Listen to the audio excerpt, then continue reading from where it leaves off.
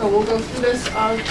So we have some different initiatives here that we continue to work on. Working with athletics to reduce some of the overtime for sports. We're still working on reducing our spending without losing our quality of service for busing. We're going to improve our route efficiency in order to serve the community better. And, you know, sometimes that does look like instead of us having, 16 kids on a bus, we may, have 50 kids on a bus. Okay, but that allows me to reduce the number of buses at that school, and we're still transporting the children, reasonably, and we're having buses that are just a little bit forward. Okay. And we continue to utilize the shared services model. We share services with a number of school districts in order to take care of some of our out-of-district children and get them to school.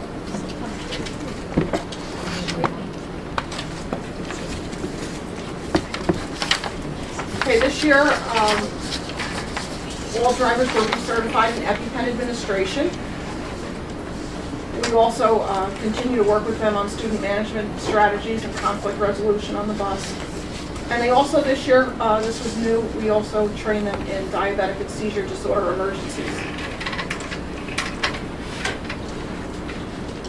Just very quickly, no. I just want to know, who does this training? So the medical training was all conducted by Christine Cassidy Cody from BB School. She's our nurse. So she comes over and she does, in February, our training, she does the EpiPen administration research for all the drivers, and she also did the seizure and the diabetic emergency. Okay, thank you. Okay, and the student management, and that's all done by myself and Christine Reichert. We're both certified school bus driving instructors through state ed. Good, thank you. We had Alteris come this February, and they talked to us, the drivers, on how to respond to violence on the school bus, and also how to recognize unsafe situations at the bus stop. Do you go, do you pick up, do you not pick up? And also, we went over with all the drivers, including our night custodians, on what to do if there's a lockout, and how to recognize an emergency in the building, and how to react. Okay, we also this year we started utilizing a web-based driver training program, and that program allows the drivers to, on their downtime, go onto the computer. There's different things. Some of it has to do with actual driving skills, so tail swing. Some of it is student management. Some of it is also helps them with not being complacent. It teaches them about distractibility when driving and how to recognize that in yourself when you're having issues with that. Another one that we did this year that had a big impact on them was a particular story about a student that was hit by a car crossing the street. We all know that that's a very big deal. It's a lot. It's happening more than it should. In New York State, 50,000 school buses a day are passed by motorists who are not stopping for a bus's red lights. So we want to make sure that our drivers know, what to do, and we're training the kids, every day on what they need to do and what the danger signs are and what to do if the driver blows the horn, and to watch the driver before they cross and all those things. And as a result of that and what's going on in New York State, I'm looking at my elementary routes, and if at all possible, I'm going to eliminate any of our elementary kids crossing the street. I was just going to ask that. I'm trying very desperately to do that. It's a very big undertaking. Kathy and I have to look at every route that we have. Right now, I don't allow any elementary students to cross Albany Post Road. And if I can, we won't have any kids crossing any of the streets, but it's a very big undertaking. In keeping with not adding buses to the road. If I add buses to the road, it's easier, but we know that that's not an option. Is there any software or tool that you can use to help with route optimization like that? Or is it something you have to do? We have software that we use. Okay. We use TransFinder. We've used it for years. That's our routing program, and that's what we use. But it's just a matter of, some of it I actually have to physically go out and drive those routes and, look and see what we can do and how can I get, the buses are a place to turn to come back on the other side so that everybody's getting on door side. So it's a big undertaking, but, Kathy and I are working on that, and, I think it's so important, especially for the little kids, because even if you have a parent there, it's still, some of these roads are really wide, and you don't want them crossing, it just, They're windy. I know. No kids, right? So that's why when a parent calls, oh, well, why is my son supposed to be on the bus for so long? Why, you know, the bus goes right past here. Why does he have to wait and go off the road and come back? Because I don't want them crossing. It's for their safety. Okay, so we also this year received delivery on 2 28-passenger vans. And we also replaced 8 star seats, which are used to transport some of our younger students and some of our special needs students.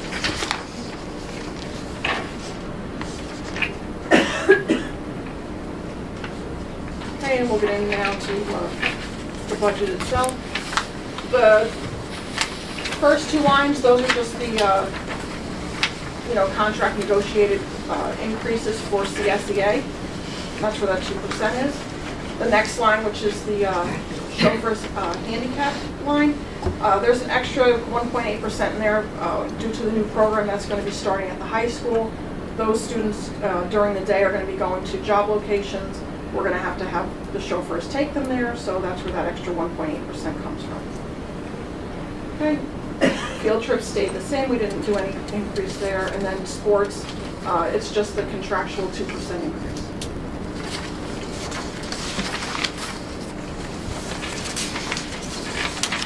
So our transportation equipment, that's a big decrease in that line. That was the line that we purchased the vans out of last year. So it's a decrease of $65,000. There is extra money in there right now for the cameras.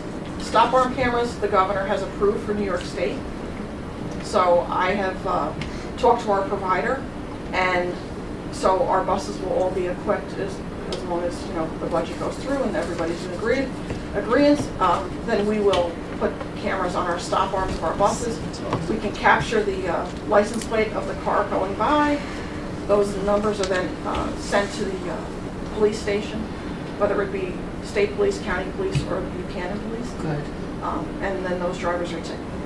Out of curiosity, is that done real time, or does it have to be downloaded when they return? It'll be downloaded when the bus returns. Okay. Yeah, but then it just goes right to, I can send or email it right over to the police station, and then, and the governor also has proposed that the revenues from the fees collected for this would go back to the school district in which it's occurring. Good. Great. So that'll also help to offset the cost of the cameras. My contractual stays the same. Materials and supplies. That's an increase there. That is where I pay for the parts to repair the buses. And we're seeing that we're spending more money, and I'm transferring money into that line. So we increased it by $5,000. Okay. Same thing with lubrication. That money also, I find I'm having to transfer into that line also. So I increased that by $2,000 in the hopes I won't have to, pull money from anywhere else to transfer in. Tires and chains, it stays the same. Our liability, those are anticipated rates right now. That's what we paid this past year. We don't really anticipate there being a big jump, but right now that's what we're anticipating. Okay. So bus garage equipment, that line's an increase of $28,000. The reason for that is because there's 2 pieces of equipment they need desperately down there. One is a tire changer, and the other one is a balancer. When we get our tires from Corsi Tire or whatever vendor we're using, they come as a tire. Our mechanics have to mount them and then balance them and get them onto the buses. So what they're using, the equipment they're using is very old, and it's very laborious in which to get these tires mounted and everything. So we'd like to purchase a new tire changer and balancer for the buses. Okay, contractual expenditures also, that's things that they use at the garage as far as, rags that the guy comes in, every week and he picks those up, and there's some other items that they use on a regular basis that get swapped out. Oils are just a slight increase. My water bill is going to, we hope, stays the same. Electricity, a slight increase also. Same thing with the insurance, the liability for the building, that's also, anticipated. And then materials and supplies, out of there also, it's just a slight increase. So my overall increase for the budget is $39,349 with a 1.1% increase. Okay, so my proposition for this coming year is going to be to purchase two 72-passenger transit-style buses. They're going to replace two buses that are 16 years old. One is at 91,000 miles right now, the other at 93. It's costing me more money to keep those buses on the road, and it just seems that, you know, we're spending too much to keep them on the road, and we're better to just replace them.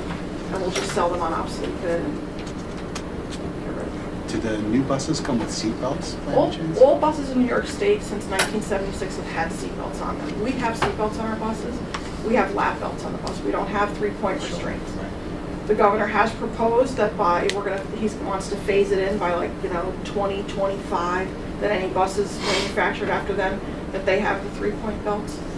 By doing that, it's going to decrease capacity on all the buses. I did look into the possibility of putting three-point restraints on the new buses that we're purchasing. It would be $8,000 more for each bus, and it would reduce the seating capacity. How much does it reduce the seating capacity? It reduces the seating capacity by 12 seats, so they would only be 60-passenger buses as opposed to being 72s, which would then require me on many of the bus routes to have to add another bus.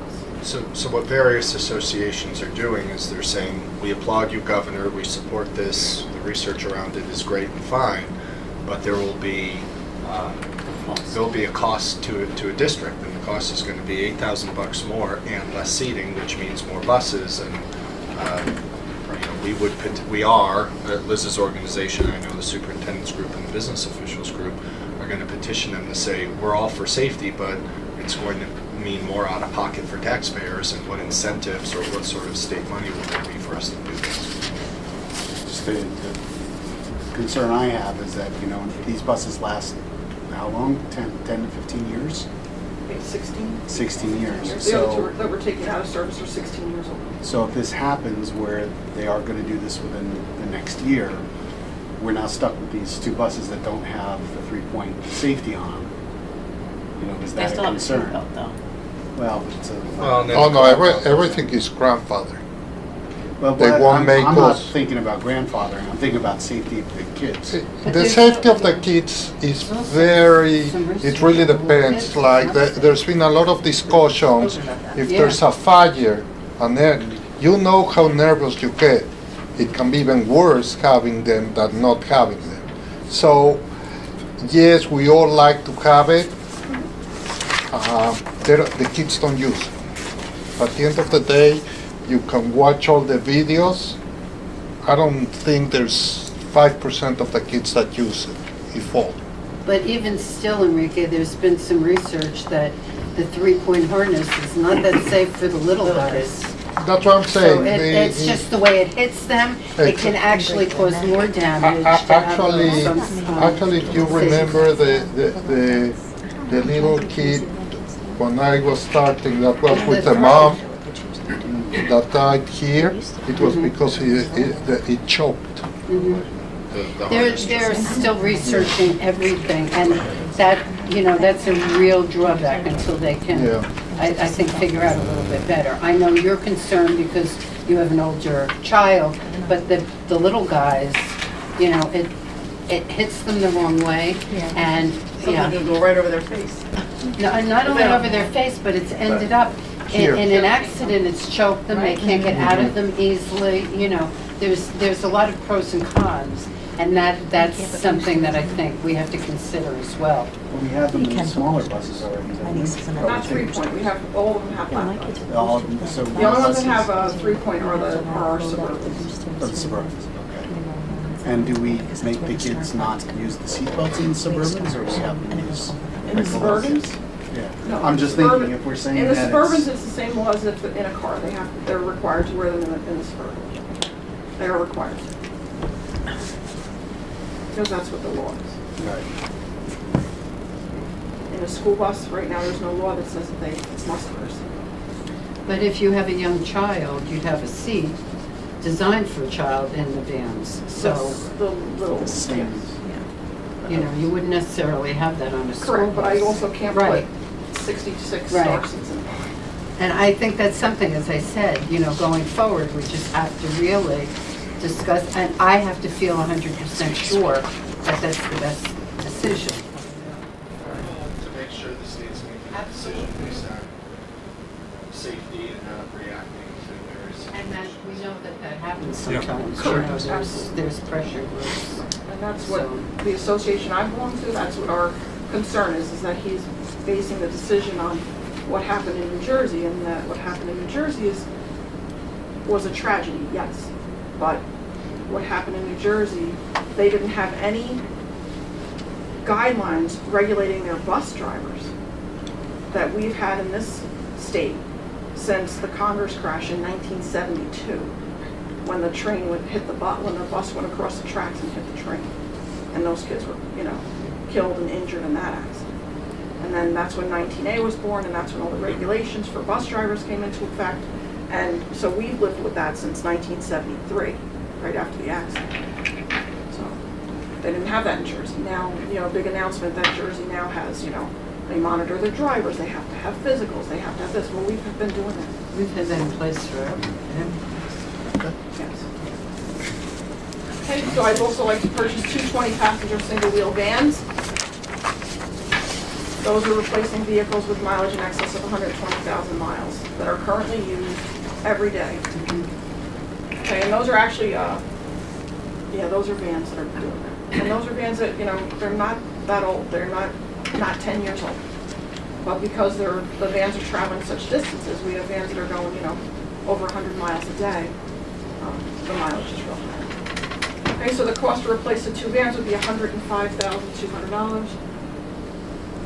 And also, we'd like to purchase a vehicle for the security department to use for various events and daily building security detail, as well as these guys travel to away events for security. They go to county center, they go to some of the away football games, they go to basketball games, and that would not exceed $28,000. So the total proposition that we're putting forward is $417,200.